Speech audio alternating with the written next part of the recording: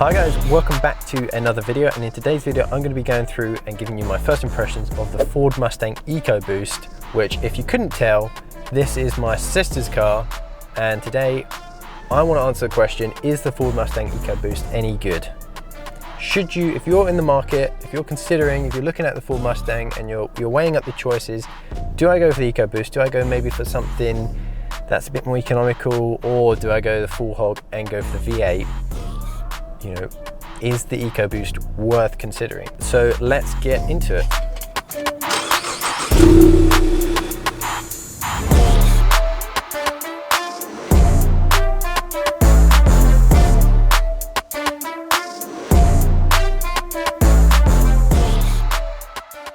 So while we're sat here, I've just gone and taken some photos of the car just for the thumbnail, and I was just having a play around with some of the options, and as you can see, here's the MPG. If you can see that, the MPG that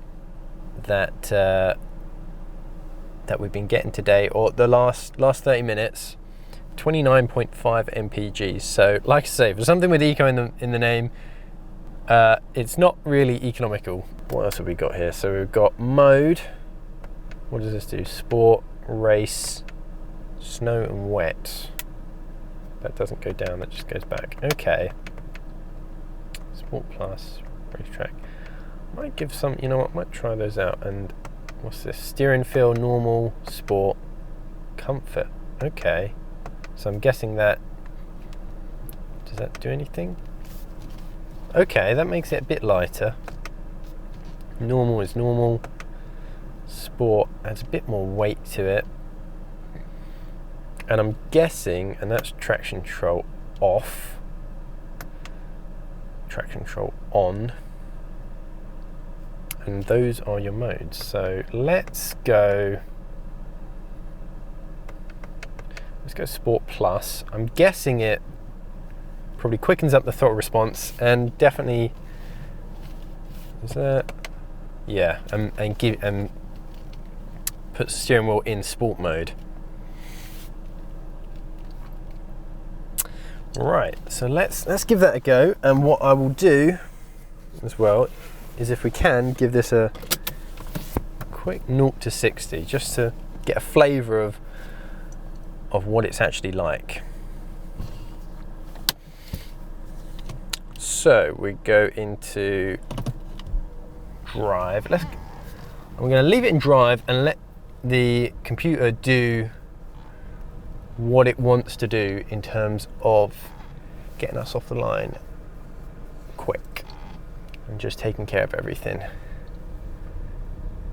Now, I don't think there's no way of really revving it. Is there launch control? I don't think there is. No, that's just a trip computer. Track apps.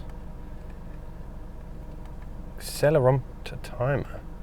Oh, okay. Automatic start. Countdown start. Okay, let's give this a go. Press OK to start. Oh, this is fun. Look at this. We've got full-on race lights. Okay. 3. Oh no. I jumped the gun. Okay, let's try that again. 5, 4, 3, 2, 1.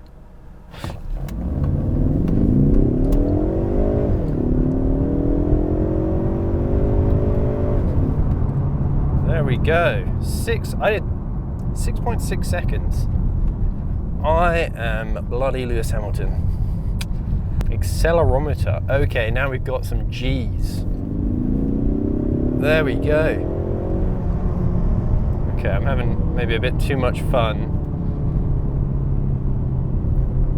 playing with my G's. I want to see how many G's I can pull. Where can I pull around here? Yeah, I can go back. Let's see from a rolling start, how many G's can we produce?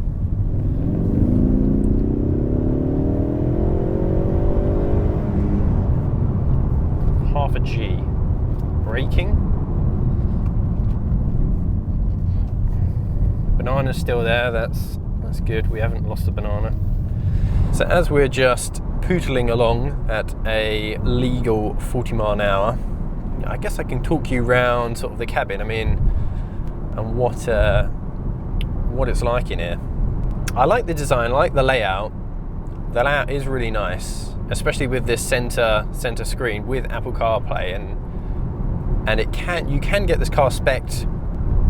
I think lower specs have a smaller screen and they don't come with Apple CarPlay, but I would highly recommend, if you can, get the bigger screen, because it just makes this car feel current and not instantly out of date. It's just so much nicer having Apple CarPlay. It's so convenient. The steering wheel itself feels good. It's not as, I guess, chunky as maybe I'd like. It's quite thin a little bit.